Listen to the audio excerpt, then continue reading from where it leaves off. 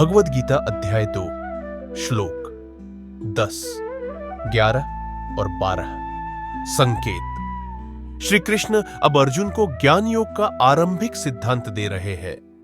यह उपदेश युद्ध से कहीं बढ़कर आत्मबोध की ओर इशारा करता है। श्लोक 10। संजय उवाच तमुवाच ऋषिकेशः प्रहसन्निव भारत सेनयोरुभयोर्मध्ये विषीदन्तमिदं वचः। 10। हिंदी अनुवाद।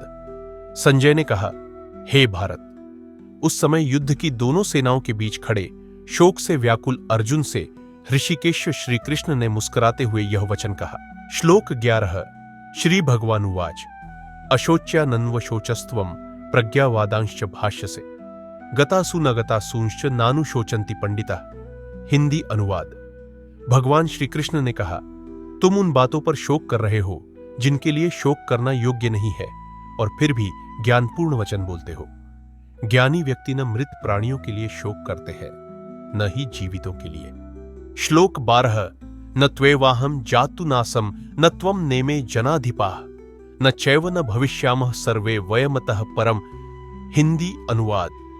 यह कभी नहीं हुआ कि मैं नहीं था, न तुम नहीं थे, और न ये राजपुरुष, और आगे भी हम सभी कभी अस्तित्व से रहित नहीं होंगे।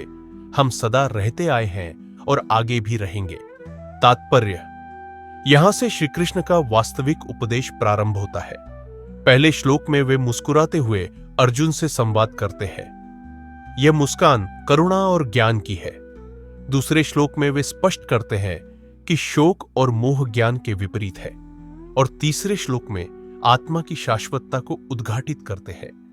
आत्मा न कभी जन्मी है, न कभी मरेगी। यह जीवन और मृत्यु से परे है। यही आध्यात्मिक दृष्टि है जिससे अर्जुन को स्थित प्रज्ञ बनना है। आधुनिक अर्थ। हम अपने जीवन में कितनी ही बार उन बातों पर दुख करते हैं जिनका कोई स्थायी महत्व नहीं होता। श्री कृष्ण हमें यह सिखाते हैं कि जो वास्तव में नाशवान नहीं है, आत्मा, उस पर ध्यान केंद्रित करें।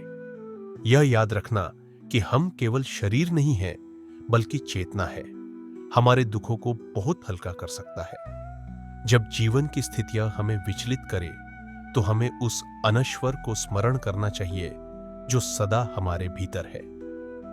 जब दृष्टि आत्मा पर टिकी हो, तो मृत्यु, भय और मोह सब क्षीण हो जाते हैं। यही सच्चा ज्ञान है।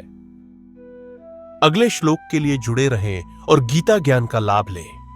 सब्सक्राइब करें ताकि यह अनमोल ज्ञान भीड़ में गुम न हो जाए।